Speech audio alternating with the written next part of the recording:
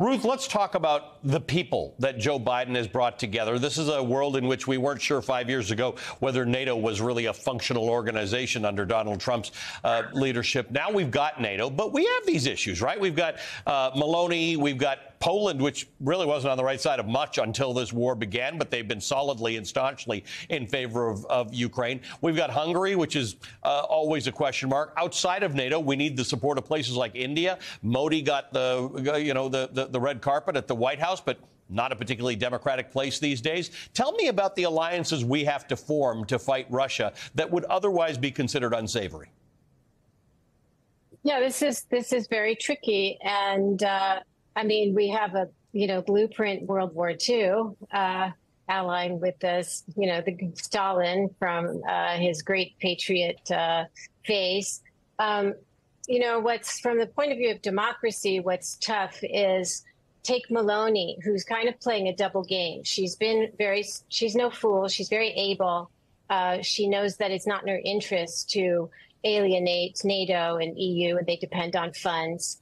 And so she's been a good partner, and Biden and others are very relieved to hear that she's saying what they want to hear. At home, totally different story, pursuing intolerant, homophobic, anti-immigrant, authoritarian policies, now going after the public broadcaster, installing a puppet, as the head of it. So this is the problem. And to what extent, you can make a pragmatic, valuation and say, well, we're going to be taking this alliance as long as this war lasts.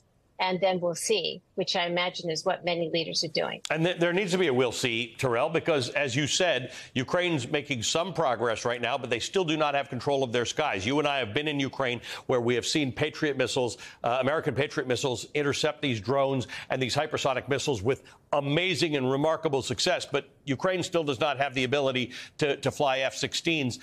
They need every bit of juice that NATO can continue to give them, even if there are some NATO leaders out there who don't have shared values.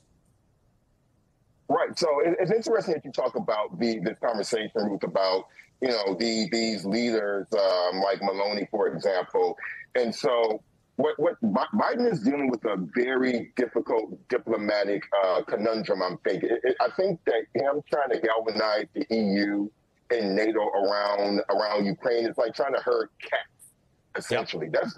That's the best analogy to deal with. And Ruth is kind of laughing because, these are people who have very diverse viewpoints. You had the Germans who were occupied by Russia up until 1989.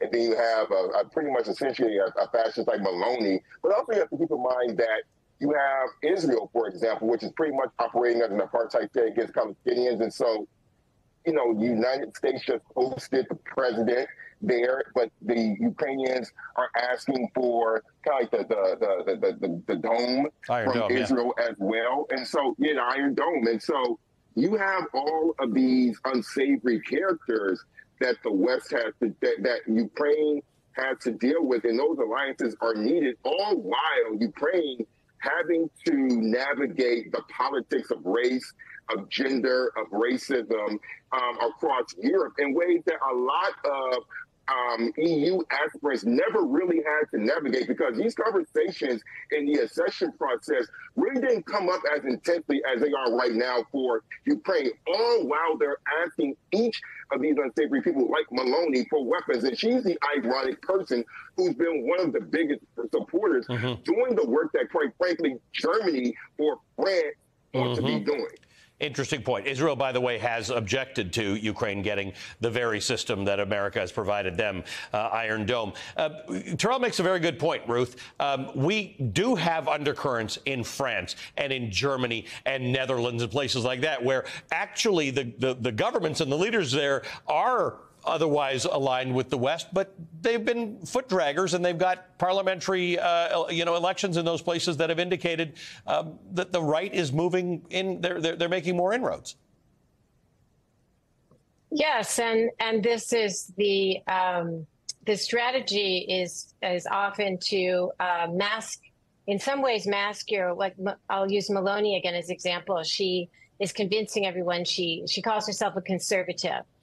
And she's very linked with the GOP, very linked to Orban. Until a few years ago, she was wishing Putin happy birthday. She's a true extremist on immigration.